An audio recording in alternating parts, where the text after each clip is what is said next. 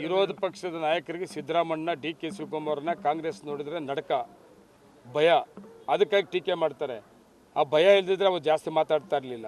ಈಗ ಸಿದ್ದರಾಮಣ್ಣವರು ಮುಖ್ಯಮಂತ್ರಿಗಳು ಪಾಕಿಸ್ತಾನ ಪರ ಮಾತಾಡಿರೋದಲ್ಲ, ಅದು ಯುದ್ಧ ಬೇಡ ಅಂತ ಹೇಳಿರೋದಲ್ಲ, ಸಂದರ್ಭ ಅಂತ ಹೇಳಿರೋದು. ನಾವು ಒಂದೇ ಸಾರಿ ಯುದ್ಧ ಮಾಡ್ತೀವಿ ಅಂತ ಹೇಳೋದಲ್ಲ, ಅಂಥ ಸಂದರ್ಭ ಬಂದಾಗ ಮಾಡಲೇಬೇಕು, ಎಲ್ಲರೂ ಒಟ್ಟಿಗೆ ಭಾರತೀಯರೆಲ್ಲ ಒಂದಾಗಬೇಕು ಅಂತ ಹೇಳಿರೋದು ಅಲ್ವಾ. ಅದೇ ಕೈದು ಹೊಡೆದ್ರ ಒಬ್ಬ ಮುಖ್ಯಮಂತ್ರಿ ಒಬ್ಬ ಅಧಿಕಾರಿ ಜವಾಬ್ದಾರಿನ ಮರೆತಾಗ ಒಬ್ಬ ಮುಖ್ಯಮಂತ್ರಿ ಧೈರ್ಯವಾಗಿ ಹೇಳುವಷ್ಟು ಅಧಿಕಾರ ಇಲ್ವಾ?